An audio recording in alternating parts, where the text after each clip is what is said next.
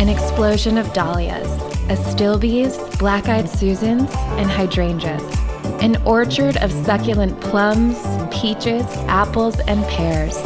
This is Carol's Garden, an intoxicating, inspiring Eden that has seeded and nurtured a visionary love of fragrance under her avid gardener's gaze.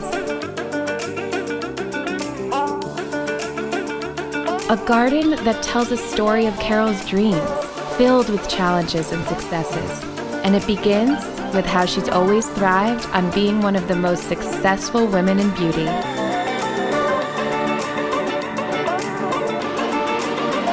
For over a decade, Carol's very personal love of gardening and her professional appreciation of the perfumer's craft has grown and grown. A fierce bond to the métier of fragrances that first bloomed with the extraordinary scent of flower bomb, and that has bloomed again and again. The vision and heart to see that fragrance can give back. Powerhouse executive, global philanthropist, and passionate gardener. Happy Fragrance Day, Carol. We are so thrilled to have you joining us today for this wonderful event. Sharné, I'm thrilled to be here with you. I love Fragrance Day. We do too. I'm going to kick it off by asking you the first couple of questions, and then Linda's going to join in on this spectacular interview with you. So my first question for you is, describe some of your most challenging and most rewarding career moments in your current position today. Okay, that's such a provocative question. So today what I'm doing is I'm running M&A for L'Oreal, looking for American brands. I'm also running the Minority Investment Fund, and I'm also opening up a new strategic headquarters for L'Oreal on the West Coast. So my job is multifaceted. I would say that the most rewarding has been the acquisition of Youth to the People, because we worked with the founders for 5.5 years on that acquisition. And with acquisitions, I always say you have to have the stars align at the same time for all parties involved. And so finally, in December of this year, we were able to acquire that beautiful brand. And I'm just so proud to have worked with them to make that acquisition happen. So that was my most, I would say, greatest accomplishment with the team. And then the greatest challenge has probably been the opening up of the West Coast in a hybrid pandemic moment. We've been working on building this office, and it's a very exciting project, but the twists and turns that COVID have brought it and the new way of working has made it so challenging, but so rewarding at the same time. Great. And as you talk about the twists and turns, what advice would you give someone who's interested in a career in the fragrance industry? First of all, I would say go for it, because I think it is one of the most exciting careers to embark on. There are so many opportunities. I love the way that fragrance is now including the whole wellness segment. There's so many different segments to the fragrance category at this point.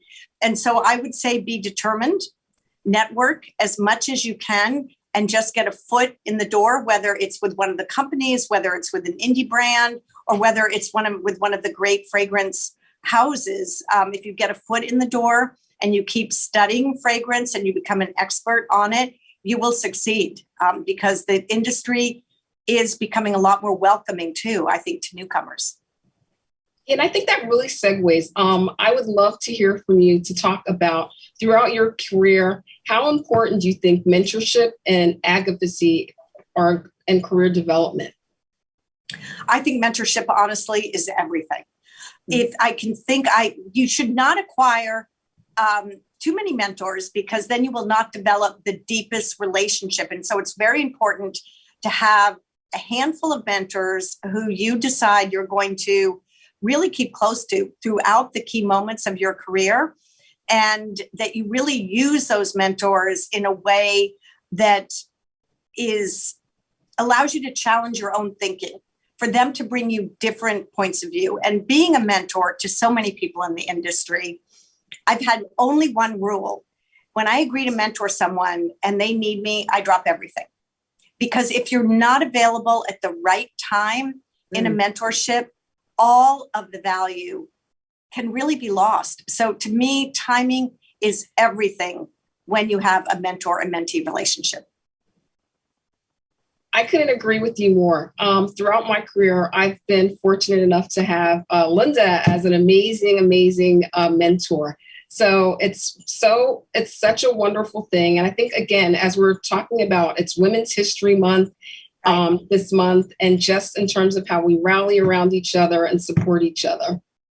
It's so true. And you have chosen a very excellent mentor. I admire Linda so much, and I'm sure that she's given you so much of her own energy and brilliance along the way. Yes, she has. That's great. Yeah. Okay, ladies, the compliments are flowing, and I think them back to you. I really appreciate that, Carol. But I have to tell you, you and I have known each other through so many different roles in the fragrance industry, and you have, in my opinion, against all odds, gone on and on. You're learning all along the way, I know, but you've continued to find so many different facets of the business to work on. And everyone saw the video of you, of your many different roles. And I can't be more thrilled for you than ever, because you're currently in a role that's even more challenging with the three facets that you described. And in the real world, being a woman and rising up as you have is really a big accomplishment. And not every industry is fortunate enough to have known you or seen you. So I think on a very big picture level, Carol, if you could explain to us why you think diversity, including women and LGBTQIA+, every color, every ability, every orientation, why is diversity so important in the industry? And share some perspective on that from what you've been through. Sure, with pleasure. So diversity is so important. And quite frankly, I am very happy that our industry is embracing diversity, I believe, in a truly deeper, newer way than before, which was often storytelling, but without really digging into the true causes of diversity and doing the really hard work of searching for right sizing and balancing what has been so many real big inequities of the past. You really have to fix things before you can start treating everybody equally, because if you just keep treating everybody equally and there are problems and inequities that exist, those gaps are just going to continue as you're trying to equalize the workplace. And so for me, diversity is, if you are curious about people, if you love people, if you respect people, and you create a diverse group of people that are on your team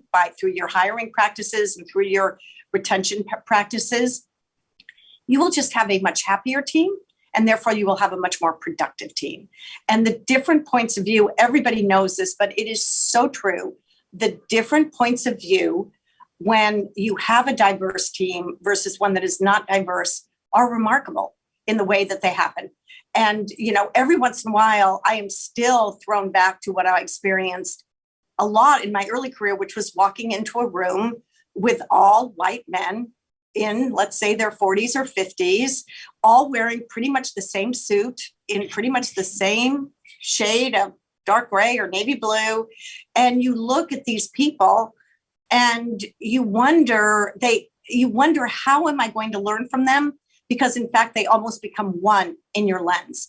And now when I walk into a room and I see so much diversity, I'm also going to go back to the youth to the people story, in that when I met their team, because, when you're in an acquisition, you meet the founders, but not the team. And so when I met the team for the first time, they walk the talk. They embody diversity from the ground up. And it makes their business so much stronger because they understand the voice of the consumer through their diverse employee population. And I'm very proud that they have done that. And it's interesting in that L'Oreal is learning even more deeply how to reflect that kind of best practice in our teams at large. So I hope I answered your question. I could go on and on and on about this because one of the most important questions we're all facing as leaders in this industry. Yeah, you and I have been in this business for decades, and we always say together and separately and wherever we go, as long as you're learning, it's a fabulous day. And the challenges are out there. But I also know that over these decades, we've really seen change exactly as you just portrayed it. It used to be one type of person in the fragrance industry. What's exciting is the number one priority of the Fragrance Foundation, regardless of events, awards, and all the creativity that we share, is really about bringing in diversity to the industry so that everyone is welcomed. And the other thing I learned, it sounds like you found it in the brand you described, is we need to celebrate, not just bring them in and recruit them, but celebrate and make it part of the culture. And we will find richness in that all the time. So my last thing just to ask you is we have created hashtag Fragrance Forward TFF. And why do you think it's important that the Fragrance Foundation particularly be involved as a leader in this initiative? First of all, I love it. Bravo. Congratulations. That's so exciting and simple at the same time. It's so important for the fragrance industry because I think that the fragrance industry has some stereotypes to shed. We're known as being very French. I think of diversity as cultural diversity as well. So spreading the incredible competencies that it takes to create a beautiful, long-lasting fragrance is really exciting for this industry culturally. And I think that the stereotypes that sometimes the fragrance industry can convey through our advertising, man gets girl, basically older man, younger girl, so many different stereotypes that is exciting for us all to think about. How do we sell fragrance? How do we really create this unbelievable emotion that fragrance can evoke in a different format, with different cultural icons, with different reasons to love, with just so many more memorable moments that is not that one standard that keeps repeating the past and violates who human beings are today, in my opinion. We as industry are so much more interesting than that. And I think that the fragrance industry can embody that and reflect it. And with your work, it's really starting to happen. Well, thank you. We really believe that we aren't doing it alone. We're galvanizing the industry with all of the resources. And I think you just hit a very good point to end our discussion with, because it's about the people, but it's also how we message and how we speak to people. So all the marketing presentations that we've seen together and all that occurred in the past were wonderful and entertaining. It's now time to bring in a reality. And during this very long pandemic, escapism, self-care, the transportive, part of fragrance is really going to make the world a better place. So Carol, Sharné and I, and all of the audience who joined us today are so thankful that you could be part of this. And we appreciate your thoughts and everything you shared, as well as all I know you're going to continue to do, even at the Harvard Kennedy School for Women in Public Policy, so that we can make the world more diverse. So happy Fragrance Day, Carol. To you, Linda, to you, Sharné, and I'm very honored to be a part of the program. Thank you. We're honored to have you. Oh, yeah. Thank you. Have a wonderful rest of your day. Hope to see you soon. Bye. Okay. Take care. Bye.